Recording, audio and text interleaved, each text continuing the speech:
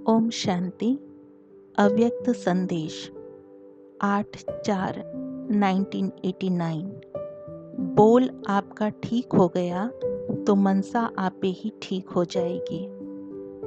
आप सभी की याद प्यार और बाबा के प्रति मीठा मीठा उल्हाना लेते हुए जब वतन में पहुँची तो वैसे बाबा सदैव सामने नयन मुलाकात करते हुए मिलते ही हैं, लेकिन आज बाबा दिखाई नहीं दिए। जाते ही देखा कि एक फरिश्ता रूप और एक देवता रूप दोनों ही साथ में सामने खड़े हैं। फरिश्ता रूप के हाथ में माला थी और देवता रूप के हाथ में ताज था।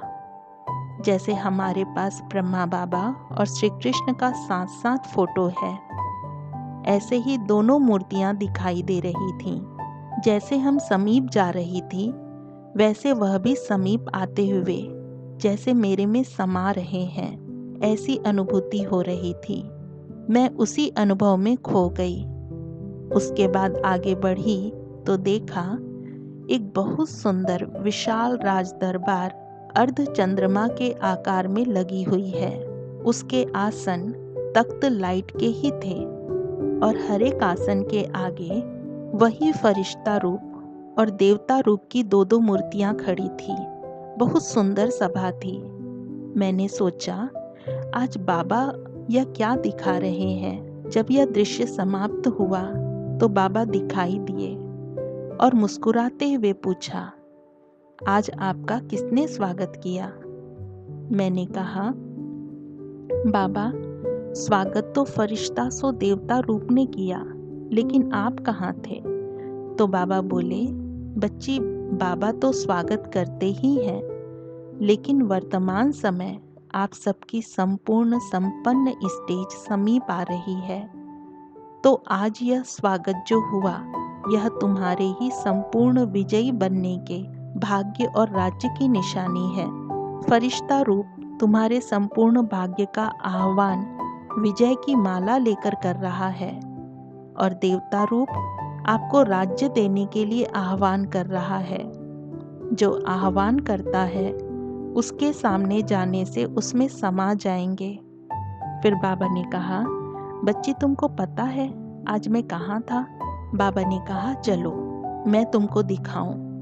तो बाबा हमको लेकर चला तो देखा एक बहुत बड़ा कमरा था और जैसे गद्दी पर पत्र लिखते हुए बाबा का चित्र है, उसी ढंग से बाबा वहां बैठा था और बाबा के आगे बहुत ढेर लिखे हुए कागज थे। तो बाबा ने कहा, आज मैं हर बच्चे की यह लिखते पढ़ रहा था। बाबा ने कहा, यह वह कागज है जो शुरू से लेकर अब तक बच्चों ने लिखत में बाबा से वायदे किए हैं। बाबा देख रहे थे उन वायदों का प्रैक्टिकल में बच्चों ने कहाँ तक फायदा लिया है। बाबा ने एक एक का अकाउंट देखा। बाबा के पास हर एक की सारी लिखते इमर्ज थी। बाबा ने कहा, देखो बच्चों ने वायदे कितने अच्छे अच्छे किए हैं। समय समय पर पक्के वायदे किए हैं कि यह कर कर दिखाएंगे, यह होकर रहेगा, लेकिन उन वायदों का फायदा लेने में नंबरवार है। तो बाबा देख रहे थे अब बाबा को जो बच्चों में आशाएं हैं वह कहाँ तक पूर्ण की है। बाबा ने कहा, बच्चे उल्हाना देते हैं कि बाबा आप मिलने नहीं आते हो, आप ऊपर क्यों बैठ गए हो? तो बाबा भी उल्हाना देते हैं कि मैं जो कहता हूँ, जो आपने वायदे किए हैं, उनको प्रैक्टिकल में कहाँ तक लाया है, उसका फायदा कहाँ तक उठाया है। बाबा से जो वायदा करते, अगर उसे प्रैक्टिकल में लाते तो बाबा उसमें 1 का लाख गुना लिफ्ट भी देता है, क्योंकि वायदा करना माना हिम्मत रखना।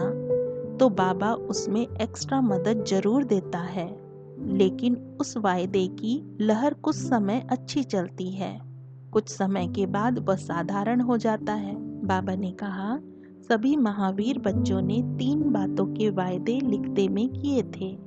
बाबा पूछते हैं उन वायदों में कहाँ तक चल रहे हैं। ऐसे कहते बाबा मुस्कुरा भी रहे थे और बोल भी रहे थे। तो हमने कहा, बाबा संपूर्ण तो हमें ही बनना है, हम नहीं बनेंगे तो कौन बनेंगे? बाबा ने कहा, बनेंगे तो जरूर, लेकिन कब? बहुत काल का राज्य भाग्य लेना है या थोड़े समय का? बहुत काल का लेना है तो वायदा भी बहुत काल का निभाना है। फिर बाबा ने कहा, बच्चे, प्यार करने में तो बहुत अच्छे कुर्बान हैं, इसमें सब पास हैं, लेकिन जितना प्यार में कुर्बान है उतना अगर फरमान को मानते चलें तो यह जो फरिश्ता सो देवता रूप आह्वान कर रहा है वह आपके गले में विजय की माला डाले और सिर पर देवताई ताज आ जाए। बाबा ने कहा, बच्चे आगे तो बढ़ रहे हैं, उमंग उत्साह भी है, लेकिन स्पीड और थोड़ी फास्ट करो। इस बार बाबा एक विशेष काम महारथी बच्चों को जिम्मेदार बनाकर देते हैं। यह काम जब पूरा करेंगे तब आकर के शाबाशी देंगे।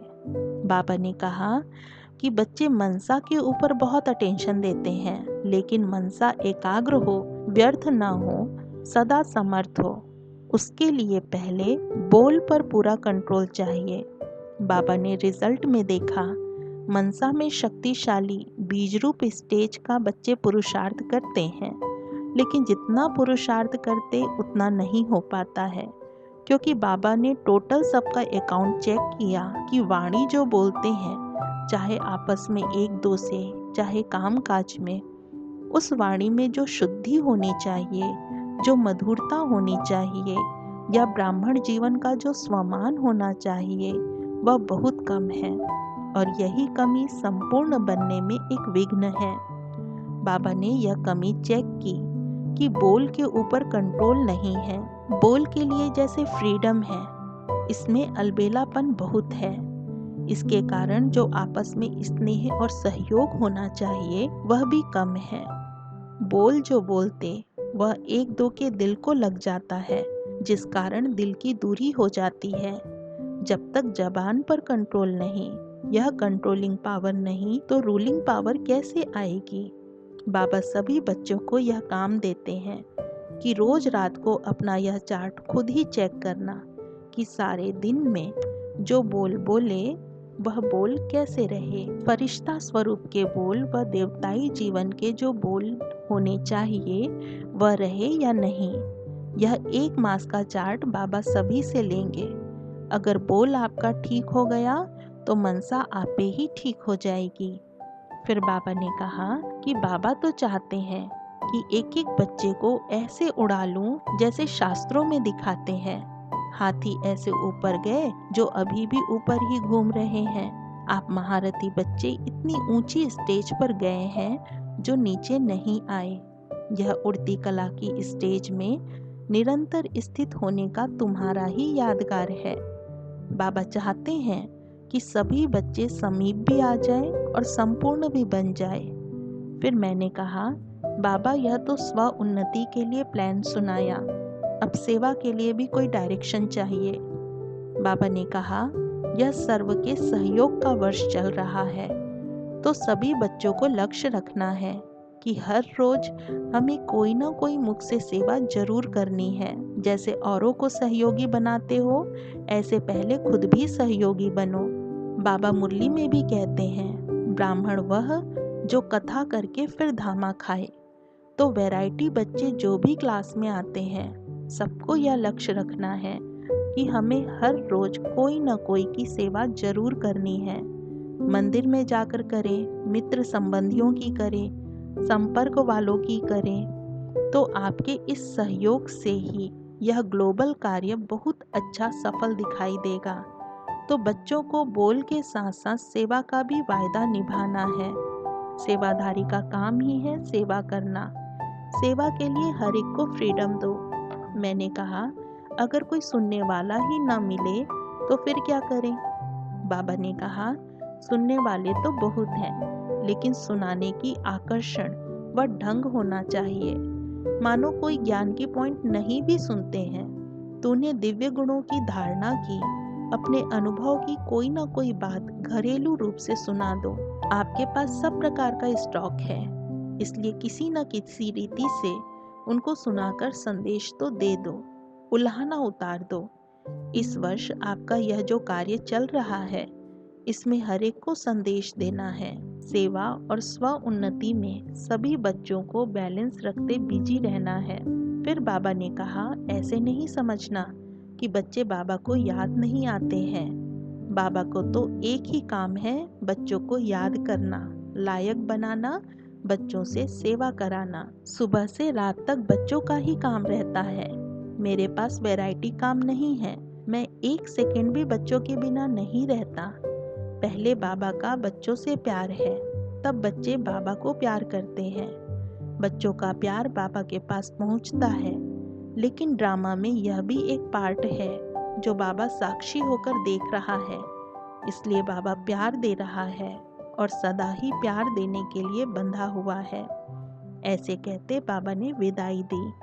ओम शांति।